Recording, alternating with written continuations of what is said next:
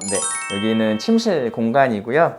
여기 이제 옷장하고 선생님 왼쪽에 침대랑 해서 보시면 이렇게 침실 공간처럼 꾸며놨어요.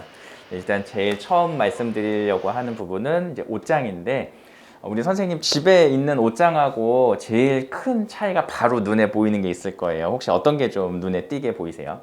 손잡이가 길고요. 네, 그리고 여기 공간도 있고. 네네. 네. 그리고 손잡이가 되게 다양하게 가운데에는 모양이 여러 가지가 부착되어 있는. 네네, 맞습니다. 그래서 지금 옷장을 보시면 지금 차이점을 아주 잘 발견하셨는데 일단 여기 가운데가 뚫려 있는 이유는 이따가 한번 의자에 앉아 보시겠지만 휠체어를 사용하시는 분들이 앉았을 때 발이 좀 들어가야 이 옷장에 가깝게 접근할 수 있기 때문에 뚫려 있고요. 우선 눈에 가장 먼저 보이는 손잡이 먼저 좀 설명을 차근차근 드려볼게요. 원래 있던 이 손잡이는 이거예요. 하얗게 지금 요 옷장과 세트로 되어 있었는데 여기 보이는 손잡이와 오른쪽 끝에 있는 손잡이 중에서 얼핏 봐도 어떤 게 제일 잘 보이는 것 같으세요? 오른쪽이죠. 네, 오른쪽에 하나짜리가 제일 잘 보이시죠? 시각 장애를 갖고 있는 사람 중에서도 시력이 저시력 시각 장애가 있다거나 또는 이제 색 대비가 조금 약하면 잘 보이지 않는 경우에 뭐 꼭 시각 장애가 없더라도 손잡이가 이렇게 같은 톤으로 돼 있는 것보다는 색이 조금 더 구별되어 있으면 손잡이 찾는 게 훨씬 더 잘 보일 때가 있어요. 그래서 지금 이거는 옷장이기는 하지만 우리가 주로 뭐 다니고 있는 그런 가게, 어떤 상점 이런 출입문 같은 곳에서도 손잡이가 잘 보이지 않는 경우가 종종 있을 수 있거든요. 그래서 이제 그런 부분을 색으로 표현해 보기 위해서 손잡이를 좀 다른 걸로 해봤는데 이 손잡이가 좀 길게 돼 있는 이유도 있어요. 왜 우리 집에서 장롱을 열거나 뭔가 옷을 꺼내거나 뭔가의 그 행동을 할 때 정말 딱 일어나서 옷장을 여는 경우도 있겠지만 뭐 바닥에 앉아서 뭔가 뭐 하다가 그냥 옷장을 잠깐 열어서 뭔가를 꺼내야 되는 상황이 생길 수도 있잖아요. 그죠? 바닥에 앉아 있을 때 만약에 옷장을 연다면 우리가 손을 이렇게 길게 올린다거나 아니면 이렇게 무릎을 꿇고 허리를 펴서 이렇게 하거나 하는 정도가 되겠지만 손잡이가 이렇게 하나로 쭉 길게 돼 있다면 앉았을 때의 높이에서도 이 옷장을 이렇게 열었다 닫았다 할 수 있고 일어섰을 때에도 열었다 닫았다 할 수 있는데 키가 큰 사람 작은 사람 상관없이 그냥 손잡이를 어디를 잡아도 이 옷장을 열 수 있다는 부분이 있어요. 그래서 유니버셜 디자인이라고 하는 것이 뭔가 큰 기술이 들어가거나 뭔가 새로운 첨단의 제품이어야지만 유니버셜 디자인적인 게 아니라 좀 더 봤을 때 직관적이게 잘 보이고 좀 더 직관적으로 사용할 수 있고 편하게 사용할 수 있는 것, 그리고 키라든가 나이라든가 힘이라든가 이런 것들의 조건에 관계없이 사용할 수 있는 게 유니버셜 디자인의 가장 기본적인 원칙인데요. 이제 그래서 여기에 손잡이가 여러 개를 달아놓은 거예요. 우리 선생님이 오셔서 이 옷장을 여기 맨 위에 있는 손잡이도 한번 열어보시고 이런 것도 좀 잡았다가 당겼다가 열어보시고 아래에 있는 거, 그래서 다양한 손잡이를 한번 느껴보시고 오른쪽에 있는 손잡이도 한번 열었다 닫았다 해서 한번 직접 손잡이로 느껴지는 차이를 한번 느껴보시면 좋을 것 같아요. 한번 해보시겠어요? 굉장히 힘이 드네요. 네.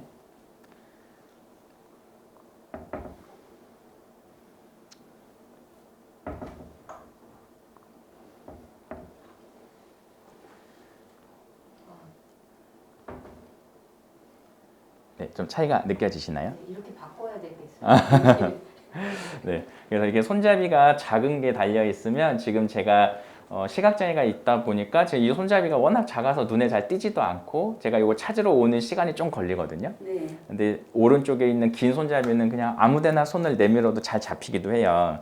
그리고 이렇게 소 근육을 사용하기, 손가락 자체에 소 근육을 사용하기가 만약에 어려운 환경이라면 이러한 작은 손잡이는 좀 열고 닫고 하기가 어려움이 좀 있을 거예요. 그래서 이렇게 좀 넓게 공간이 있다면 그냥 이렇게 툭 걸고 열어서 사용할 수 있는 부분의 장점도 있는데 지금 이제 높이가 다르잖아요. 이 높이가 다른 부분도 한 가지 같이 말씀해 드릴게요. 자, 한번 이 의자가 휠체어라고 생각하고 한번 앉아서 아래쪽에 있는 손잡이 또 위쪽에 있는 손잡이도 한번 느껴보세요.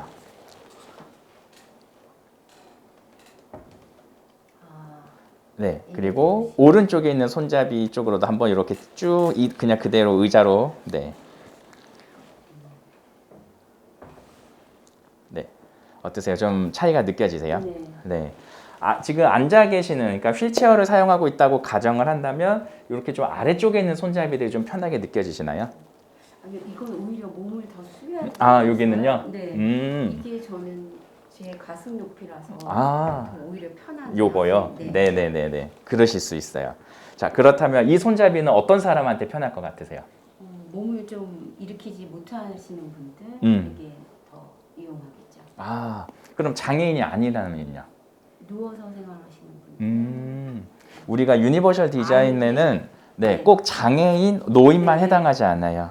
아이들, 키가 작은 아이가 옷장을 열고 싶을 때에 여기 있는 손잡이나 여기 있는 손잡이보다는 이 정말 아래쪽에 있는 손잡이가 훨씬 편할 수 있겠죠. 네. 키가 작기 때문에. 네. 그런데 또 오른쪽에 있는 긴 손잡이가 하나짜리라고 가정한다면 역시 아이들의 손 높이에서 이 정도만 잡아도 아무데나 잡아도 열 수 있죠. 네. 그래서 어린이나 또는 노인이나 장애인이나 어떤 사람이든지 간에 관계없이 이 옷장을 여는 데 있어서의 불편함을 좀 최소화하는 것 있어서는 유니버셜 디자인적인 환경은 그런 것이다 라고 이해해 주시면 될 것 같고요. 그 상태 그대로 옷장 쪽으로 한번 이렇게 와 보시겠어요? 이렇게 의자를 쭉 굴려 가지고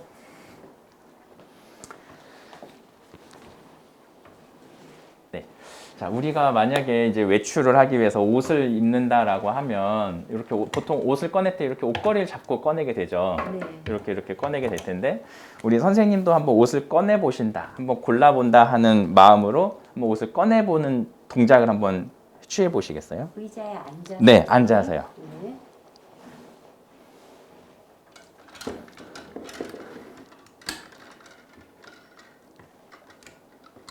힘이 많이 드네요. 네, 힘이 많이 들죠. 네. 그리고 지금 허리를 굉장히 꼿꼿이 세우게 되시죠. 네. 이 휠체어를 사용하시는 분 중에는 허리를 사용하기가 그렇게 꼿꼿이 이렇게 허리를 쭉 세워서 그런 몸을 자세를 만들기가 어려운 분들도 계시거든요. 그러면 이 옷장은 휠체어를 사용하시는 분한테는 어려움이 있을 거예요. 네. 그죠? 그리고 아까 우리가 얘기했던 아동의 경우에도 본인이 만약에 입고 싶은 옷이 있다면 스스로 고를 수가 없고 엄마나 아빠에게 꼭 꺼내달라고 부탁을 해야 되겠죠. 네.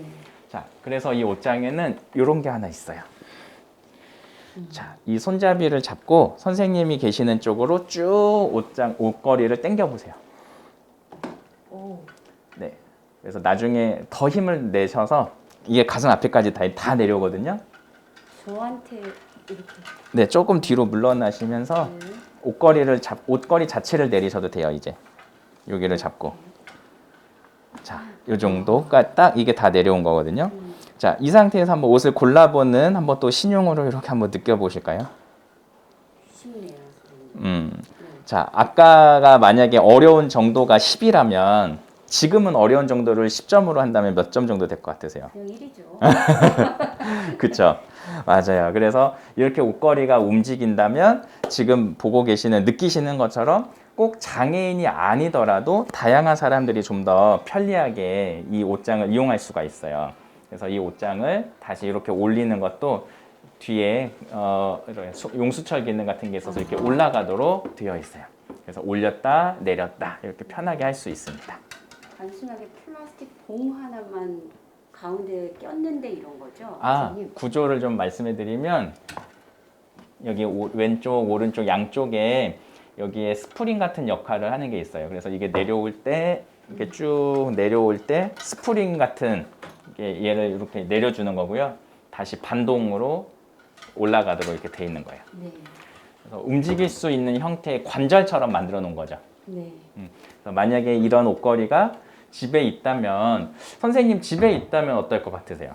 편하겠는데요. 옷 정리하고. 네, 그렇죠. 옷 정리하실 때 네. 또 집에는 옷장이 여기 한 칸 더 위에 있는 경우 있잖아요. 네. 그럼 그렇게 조금 높이 있다면 이 높이 있는 옷에다가 뭔가를 내가 걸려고 할 때 발끝이 세운다든지 의자를 밟고 올라가는 것보다는 얘가 내려오는 게 더 낫겠죠. 네, 그래서 그런 부분으로 생각하시면 될 것 같습니다.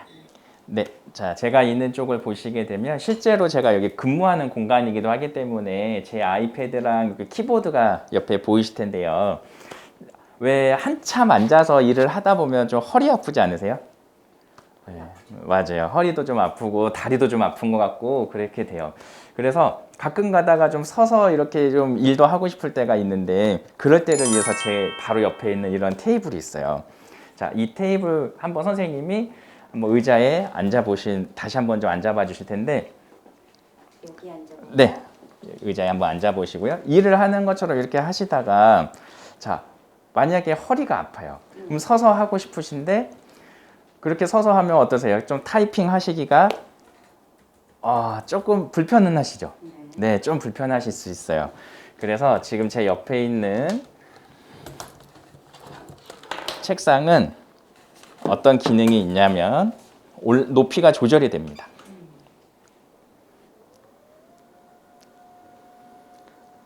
물론 이제 이거는 메모리 해놓은 높이로 지금 올라가고 있는 거고요. 제가 사용하는 거기 때문에 제 키에 맞춰 놓긴 했어요. 제 키에서는 이 정도가 편하더라고요, 일할 때. 네. 그러면 이 높이가 조절이 되니까 자, 한번 알려드릴게요. 여기가 올라가요. 요거는 내려가요. 좀 길게 눌러야 돼요. 이렇게. 선생님 키에 한번 맞춰 보시겠어요?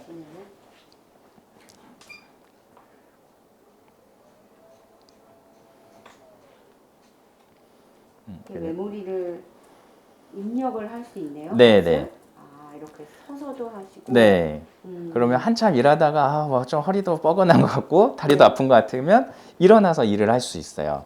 그리고 어떤 작업을 조금 힘을 줘서 뭔가 커팅을 한다든지 조금 힘이 들어가는 작업 같은 경우에는 앉아서 손에 힘을 이렇게 줘서 커팅하는 것보다 일어나서 조금 체중을 살짝 실으면 훨씬 더 작업하기가 편하겠죠. 그래서 이 책상 같은 경우에는 이렇게 높낮이가 조절이 돼서 꼭 장애인이 아니라 할지라도 비장애인도 앉아서 일하다가 좀 작업 효율 때문에 일어나야 되는 경우에도 일어나서 사용할 수가 있고요.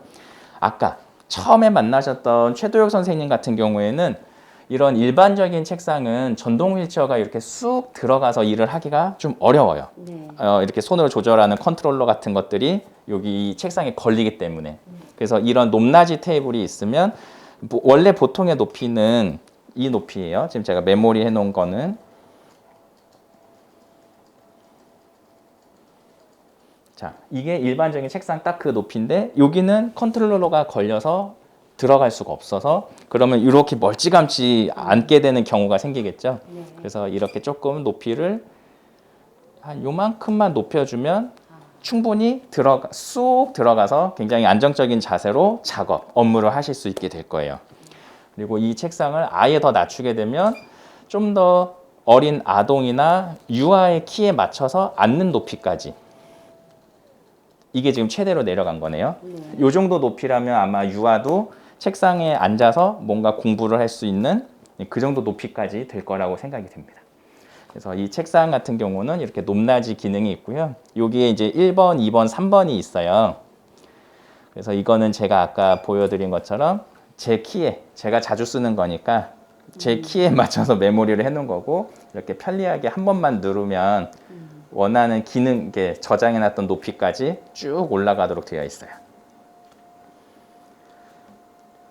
네, 그래서 이러한 책상이 보시면 뭔가 그래 뭐 여기 모터 하나 들어간 거겠구나라고 금방 아실 수 있는 구조예요. 그래서 사실상 아까 처음에도 제가 말씀드렸지만 유니버셜 디자인이라고 하는 것이 뭔가 대단한 기술이라기보다는 어떤 사용자들이 이 책상을 또는 이 옷장을 쓸 것인가 더 많은 사람들이 사용할 수는 없을까?에부터 질문이 시작됐다고 생각하시면 좋을 것 같고 그러한 생각이 더 반영이 되면서부터 다양한 사람들, 우리가 정말 함께 살고 있는 여러 사람들이 같이 이용할 수 있는 부분이 유니버셜 디자인이라고 생각해 주시면 좋을 것 같아요. 그래서 장애와 비장애의 경계가 아니라 남성과 여성의 경계가 아니라 한 사용자로서, 한 사람으로서 물건과 환경을 바라봐 주시면 좋을 것 같습니다. 네, 감사합니다.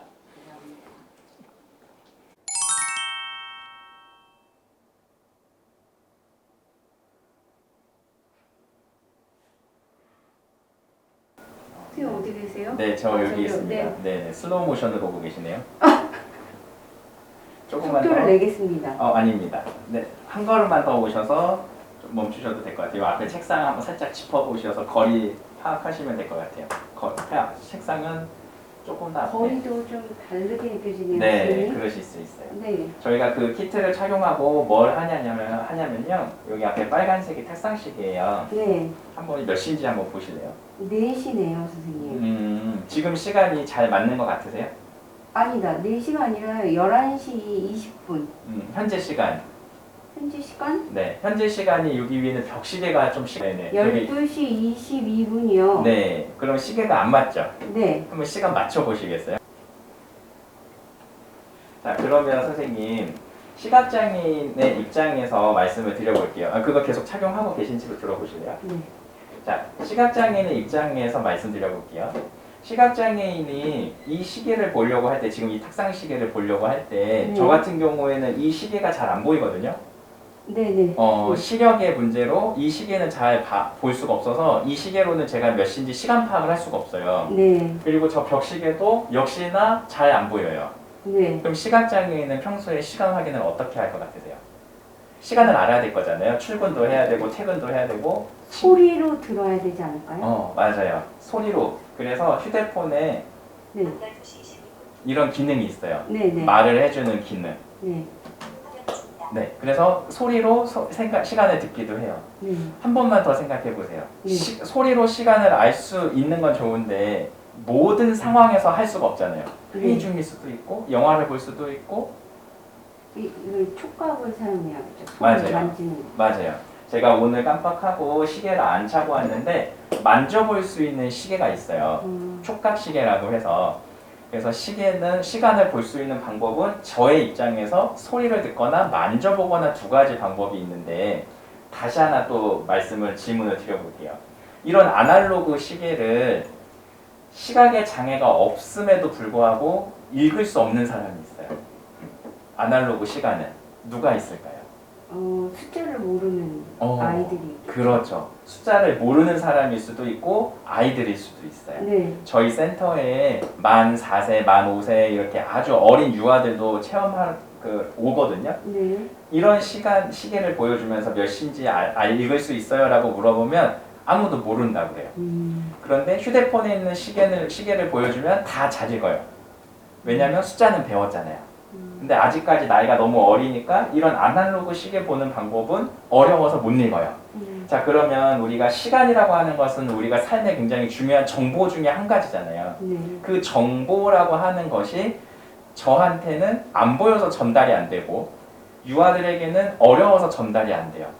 그런데 그 정보라고 하는 것을 전달하는 체계를 소리로 바꾼다든가 촉각으로 바꾼다든가 숫자라고 하는 디지털 방식으로 바꾼다든가 정보 전달 체계를 바꾸면 다양한 사람들이 그 정보를 습득할 수가 있죠. 공부하는 것에도 마찬가지고요. 음악을 하는 것에도 마찬가지고요. 책을 보거나 어딘가에 이동을 하거나 우리 삶에서 정보라고 하는 것을 활용할 수 있는 범위는 너무 많아요. 그런데 그 정보 중에 어떤 사람들은 그 정보를 받지 못하고 분리되고 배제되고 소외되죠. 정보 속에서.